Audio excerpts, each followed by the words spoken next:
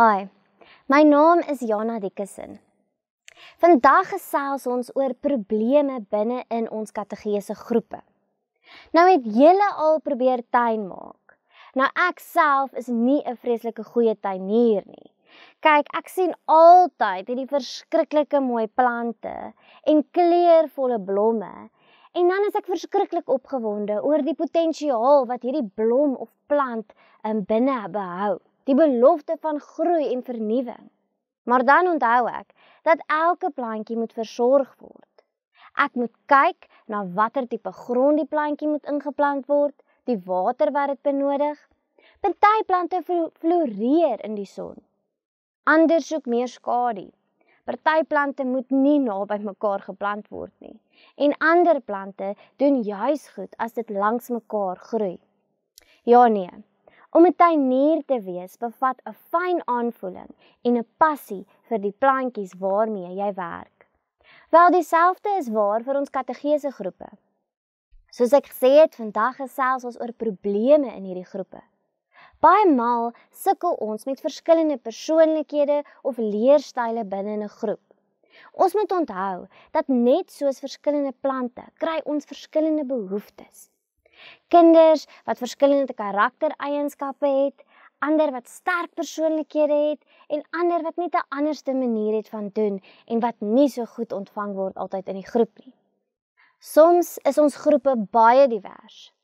So kom ons gesels oor hierdie verskillende kwessies wat 'n groep se samewerking soms bemoeilik.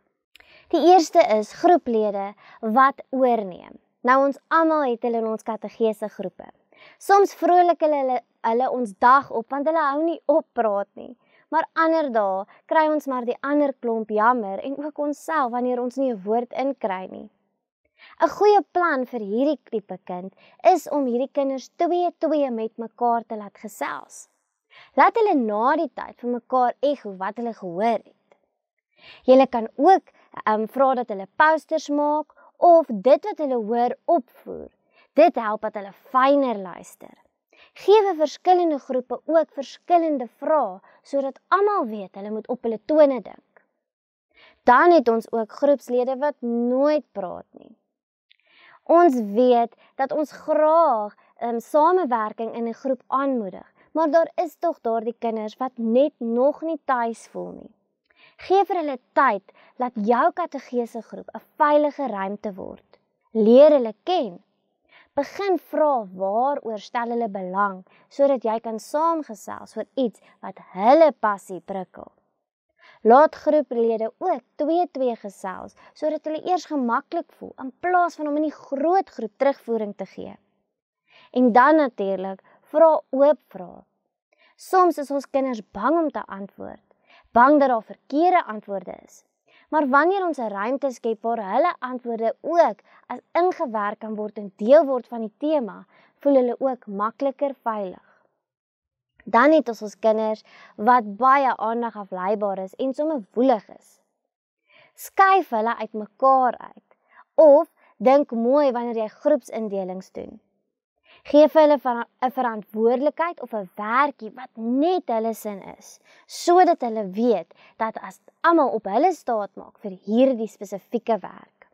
Dit kan wees soos die gebed aan die begin van die groepie of om die skryfbehoeftes uit te deel. Dan is daar ook gedragsprobleme wat die groter groep beïnvloed. En soms is dit ook bo ons vuurmaakplek. Moenie huiwer om iemand in te kry om te kom saamgesels nie, een van jou medeleiers of selfs 'n leraar. Daar is ook probleme of uitdagings soos gestremthede, leerprobleme of ander uitdagings. Maak die ouers jou vennote.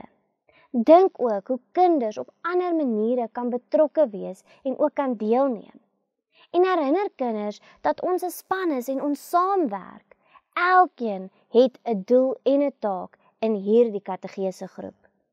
Gereelde afwesigheid is 'n albekende probleem.